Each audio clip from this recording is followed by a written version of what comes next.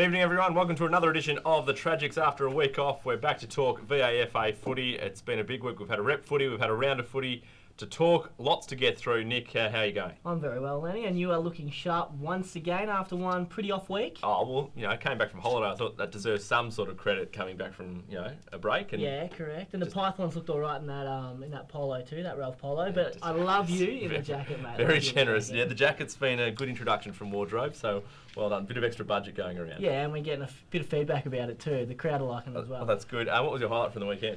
Highlight from the weekend, I'm going to Fitzroy. Matthew Gate returned. Now, he broke his jaw against Peninsula in round 2, so he returned for their match against Peninsula.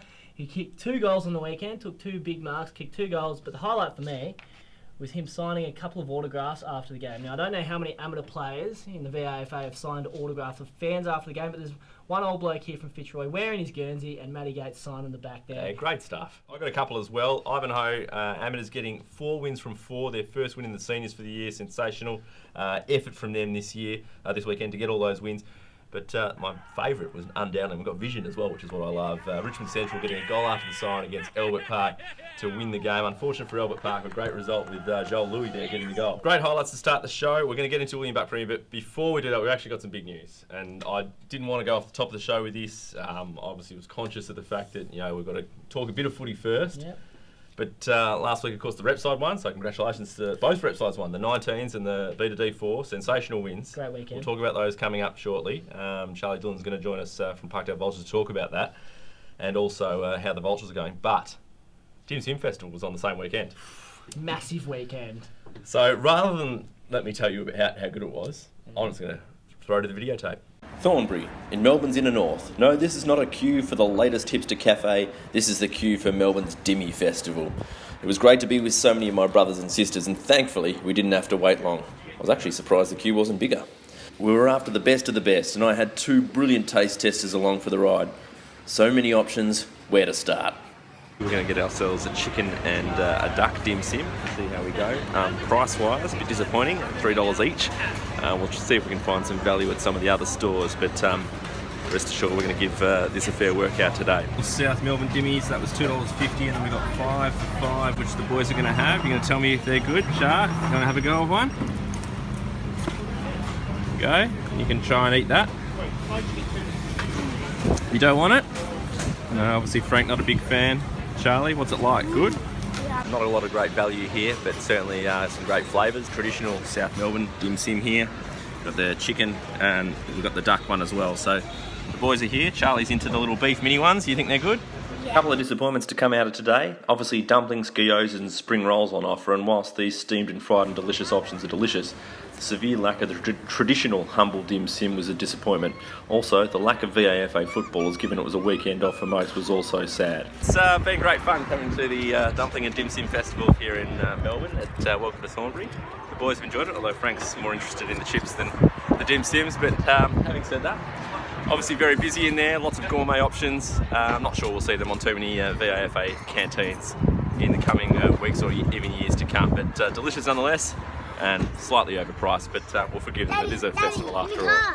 That is sensational footage by you there, Lenny. I love your little taste testers as well. So how many dimmies do you reckon for the day you consumed? Yeah, I had quite a few, upwards of 15, I'd say, dimmies, and there are a few South Melbournes in there, so they're the big boys. Any mini ones, or were they all? I only had one mini ones. The boys were sort of, Charlie was into the minis, as you saw. Frank was more a chip man. Didn't really rate the dimmies, but look, I think a bit to learn out of it. Yep. Probably needed to have a traditional dimmy.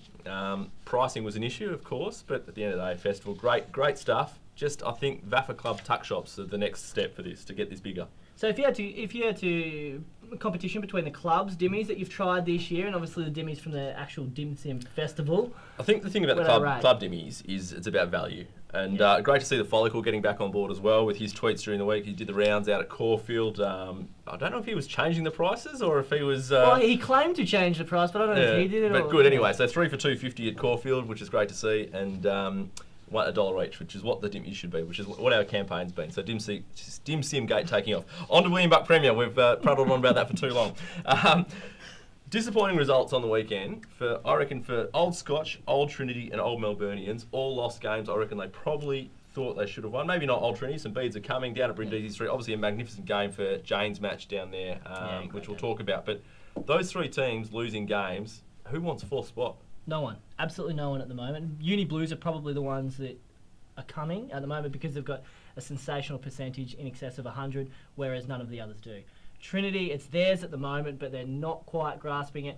But again, if you look at the Daily Oval compared to Brindisi, James match, obviously a big day for the St. Peters. Fantastic that Michael Barnes was best on ground in this game. Sensational. And kicked 3 goals, along with Josh Cowan as well. But Barnes, to live up and play so well in that brilliant match in tribute to Jay. It was huge. And Russell actually delivered a speech in the luncheon beforehand, before he coached the reserves. And Michael led the song, which you can see the footage here. I've never seen more gusto, more enthusiasm in a theme song in my life than when he leads the boys there. So great stuff from St. Bede's and fantastic day from all involved. Brighton are locked for finals now? 100%. Yeah, they're in. They've done well. 100%. They got their win, because basically no one's making that run, which we talked about. So we needed 2 teams to do it, and they're going to make it. So all those people worried that I was tipping Brighton out, they're in. Collegians keeping Zavs down at the moment. They're back in the bottom 2, old Zavs. Yeah, surprising for Zaz, because I watched them 3 weeks ago against Old Scotch and they absolutely annihilated them in every position across the ground. Coming up against Collegians at Harry Trott is one of the harder things you're ever going to do. They did come back in that second half. Lockie Ferguson and Will Johnson, though, the 2 big inclusions there for Collegians. Will Johnson coming back from that calf, and Lockie played the 1 week in the reserves, which I don't think he would have done much in his career. But to get those 2 back at this time of the season, good things for Collegians. They're a game ahead, old Melburnians, of Zavs, but it is an 8-point game and a half next week when they travel to Toorak Park to take on Zavs. Absolutely, and old Melburnians are conceding about 50 points a game over the past 4 losses, 4 in a row. So they're in really poor form. They're coming up against Zavs, who just, as I said 2 weeks ago, dominated Scotch on their home turf. It's going to be a tough ask. It's an amazing situation in that ladder. Feasible that anyone from 4th down to 10th could be relegated at this stage. Absolutely. No one's putting their hand up for finals, but no one's really giving up the relegation battle at the moment. I mean, Old Scotch should be disappointed when they won those 4 on a trot. Now 2 losses in a row, 2 disappointing losses in a row. But St. Bede's Mento Tigers are the ones. They're the ones coming on a 3-game winning streak. Yeah, and I think Blues for the 4 instead of Trinity, or are you going to stick with the T's? I'm sticking with the T's. I think Blues will get there. In Premier B, let's move on quickly. Monash Blues continue to win, to really throw the race wide open in terms of who's going to avoid relegation in Premier B as well, with Blues, Haileybury, Ajax and Mazenod all on 3 wins down at the bottom of the table. Yeah, so 4 teams on 3 wins. Yep. And Ajax are probably the most out of form side of all of those. But great to see Uni Blues. If you thought about it a month ago, and we were talking on this show, Monash Blues, sorry. Yep. If we talked about it a month ago, there was no chance. Absolutely no chance. This is resurrections like we've never seen before. If they can avoid relegation, that is one of the best performances I think we've seen in recent years in the relegation battle, because they were absolutely nowhere, having lost 14 players from last year. Yeah, St Bernard's by the length of the Flemington Straight at this stage in Premier B. We'll ask Charlie about that when he joins us. Charlie Dillon from Parkdale Vultures to join us after the break. But in Premier C, I want to talk about this quickly. Nick Ebinger kicked 7.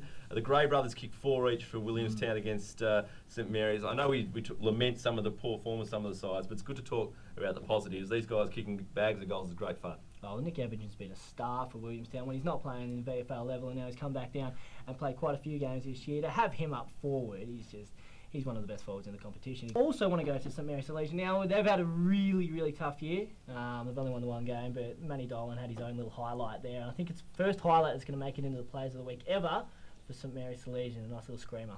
It is. Old Campbell continuing their great run of form as well. They're just doing great things in Premier C. A bit of a dark horse for the top 2. They are. They've won 6 in a row now. But it's always been Williamstown and Fitzroy as far as anyone has been concerned. Who do you lean to in the race for the Premier C flag? I'm leaning towards Fitzroy. I think I'm Willie. Getting Gator back, getting that big 200-centimetre ruckman back is massive for them. But that's good. If you're Willie, I'm Fitzroy. And it's probably going to be Old Camberwell. So. Charlie Dillon's going to be at the desk. Right after this, we'll be back with more in a moment. Anytime is the right time to get fit at Anytime Fitness. Access over 400 gyms across the country 24/7 and discover why more Australians train at Anytime Fitness than any other gym. Go online and register now for your free 7-day pass and feel something better.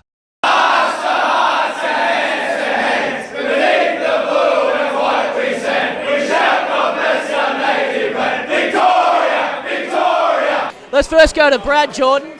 Hey, Mate, absolutely outstanding there today. You must have been pretty happy with your own performance. Yeah, second half was better. A bit scrappy in the first half, but we seemed to come together in the second half nicely. Didn't know what to expect, but yeah, loved it.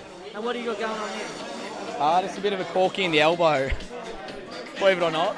A cork in the elbow. Yeah, just got something in the elbow, so Could barely hold on to my can. I know Kane Nissenbaum deservedly got spirit of the Big V. I had you penned pre-game and post-game. That got me in the side, so... Absolutely under no circumstances. What are we doing tonight to celebrate? Not sure, actually. I'll just follow the boys, so... Yeah, good. How's it feel? You feel good, mate? Yeah, it feels real good. Great experience. Perfect, mate. And Kate Nolan will be using this for all the Fitzroy promo stuff. Yeah. That's it. Thanks. Don't speak too much, mate. Enjoy. In speaking to Jude during the week about pre-game or during the game, and she said, well, you've got to tell them about what the jumper means to you. And then I woke up this morning and it was bloody cold, so I needed another jumper. So I thought I'll put that on, and if I need to use it, I'll use it. Yeah, so good to see it still fits, eh, Nick? Welcome back to the Tragics. As I mentioned before the break, we've got Charlie Dillon, the skipper of Parkdale Vultures here, but it was great to see some highlights of the Big V games last week there, coming out of the break there. Unbelievable win against the Waffle. Did you enjoy that? Yeah, it was a great win. Boys came from behind at half-time and, soldiered through and kicked away in the end, so it's a great win for them. Now, we can't talk about too much of your game because you really only played a half, didn't you? Then you got concussed. Yeah, knocked myself out at 2 minutes to go in the second quarter. How'd you do that? Tackled a guy and hit my head on the back of the ground, and it was in a bit of strife. So Yeah. Have you had a concussion before? not on the record, but yes.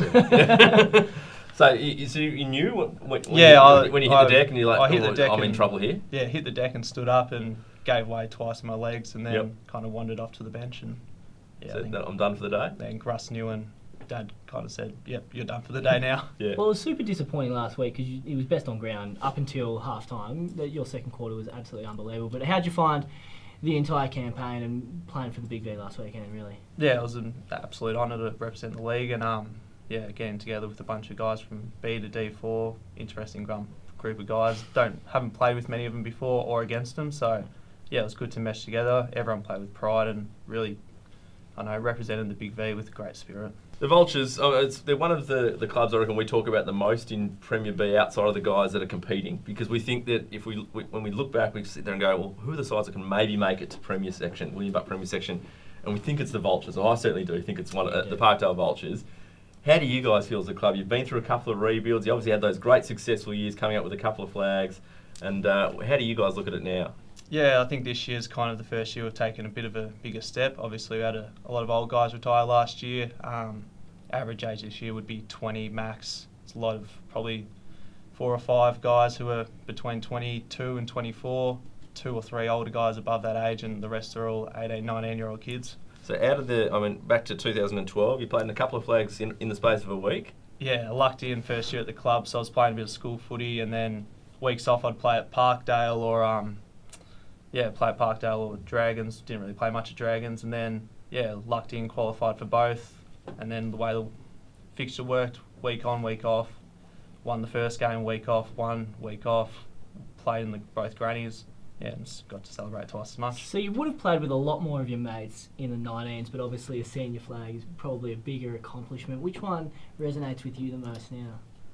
The 19s is great because I play with all my mates, and we'd played together since under 11s. Never had the success, and to win that first time was unreal. Then to play in the seniors, I think it was the club's first time to go to B grade. It was much more of an honour. Played with a lot of great footballers in my time, and some of those guys in that side were unreal. And I'd say the senior premiership took the cake though. How many guys in that senior side? You talk about the young nature of the side are still playing with you guys now. That senior side, or even from the 19s. How many guys out of those premierships are still at the club? Senior guys, I reckon there'd be probably 2 or 3 left. Yep. A lot of them retired or moved on last year. Yep. The 19 side, pretty much all players from that side still playing, and most of them are consistent in the ones now. So, in terms of your own form this year, obviously you won the competition best and fairest, the GT Moore medal 2 years ago. How do you rate your season so far? It's been a bit up and down this year, a few niggles here and there. It's more probably taking a step back as a leader this year, focus more on how our team's going each week. And I think that as an overall, we're looking at it probably as a pass. The last couple of weeks we haven't had the most success, so obviously rebuilding to try to finish off, win 4 or 5 of the last couple of games of the year. How are you finding the year? First year as captain, obviously with Boland retiring last year, and you obviously lost Matty Boland as well. So you lost some real talent there. How have you found this year? Because we spoke earlier in the year, it was a bit of a rebuild. You've got a really young side, but you guys have probably exceeded the expectations. I would have thought. You're not in the relegation battle at the moment, and looking pretty good. How are you handling it all? Yeah, it was probably a tough year to take on the leadership this year. Obviously, you haven't got any club rooms, playing out of portables, a lot of departures. But I feel as a club, it was more bringing everyone together and getting a tight-knit group of mates. And I think that we're probably as tight as we've ever been.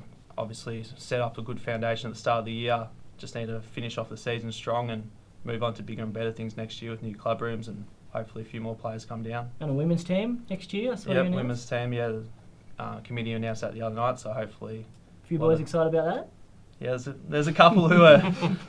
Couple who aren't great with ladies, but they'll be obviously be looking forward to having a few more girls around the club. Oh, we started down the path. So tell us about some of the guys at the club that do a bit of the extra work, because we love the social media output from the Vultures. It's fair to say. Yeah. So we started the Instagram page last year, and then Robbie Mead's taken it over this year. He's probably the smartest guy at the club. Everyone else is tradies. He's a lawyer in the city, so he reckons he spends his days on the train watching old games, finding funny clips. And then he pretty much just has free will with it and thrown nearly every player under the bus, which is great. One of Lenny's favourite things, and I think he gave it the best use of social media, was your Batuta Advocate style articles. Is that the same bloke that writes them? And is it true that there's one coming out about you in the near future? Robbie writes them all. Half the people in the club don't understand some of the words he puts in, but he's great, and I think he's got one in store for me coming up, unfortunately. One of the biggest hits was Dan Maloney, another under-19 Big V rep a couple of years ago. One of the funniest things I think I've ever seen. Can we expect to see any of that towards the end of the season, a bit more? I think there was one floating around on the weekend quickly. Hopefully Dan goes around again. He's got a natural personality for it, and he was great doing it, threw everyone on the bus, and it was... Now, we did see it on one of the Dan roaming Maloney's. Is it true that you dislocated your shoulder while just untaping after a match? I did, yeah. Round 4 against Haileybury, popped my shoulder out, taking the tape off. Have you had popped it before? Is that why I've had a recall on the same shoulder, never had a problem, and then played probably 100 games since, and popped my shoulder out, taking the tape off. When I used to pop my shoulders back then, I popped it out in the shower sneezing. So just like sneezing, it just jumped out. So it comes out very easily. Once they're loose, someone sniffing and popping their shoulder out, which is absolutely beyond me. We were speaking before you came on about St Bernard's and how well they're going. You guys faced them on the weekend. They're the best you've played so far, you think? Yeah, I think St Bernard's should take the cake. There's no weak spot on their side. Mature bodies, key forwards, key backs, some really good midfielders. Yeah. And of the other sides that are in the mix, Blacks, Carey, Bowie and Caulfield? I'd say Uni Blacks are next. We play them in probably 2-3 weeks' time. We played them on a wet day last time, so hard to get a grasp of them, but I'd say they're probably second. Carey a couple of weeks ago, a few injuries, unsure if they'll come back, and probably Bowie just a little bit behind Carey at the moment. Okay. So I'll go back to what we talked about. The Vultures' ambition is ultimately to get to Premier, if you can. Is that that's what you want? You want flags, of course, but we're hoping to get to finals this year. Obviously, a couple of games let slip. We're pushing for finals and hopefully getting an A grade in a couple of years' time. Fantastic. All right. Well, good on you, Charlie. Thanks for coming in. Thanks for having me. Thanks for making the trip in. Cheers, mate. Long sleeves. You wear the long sleeves regularly? No, it doesn't fit. Good to bring the chuffer in. Is that old? Is that no, it's a brand newie, and it just doesn't fit at all. So, the captain of Parkdale Vultures, Charlie Dillon, here joining us at the desk. We're going to talk women's footy and do all of the rounds of the questions and the best use of social right after this.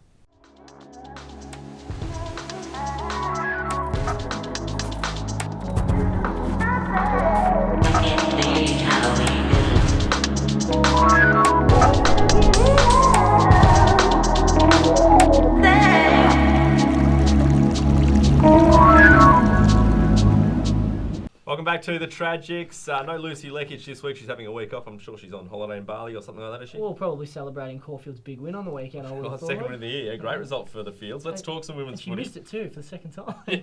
Hasn't played in a win. That's a good point. No. Yeah, good point. You're going to cover some women's footy for us.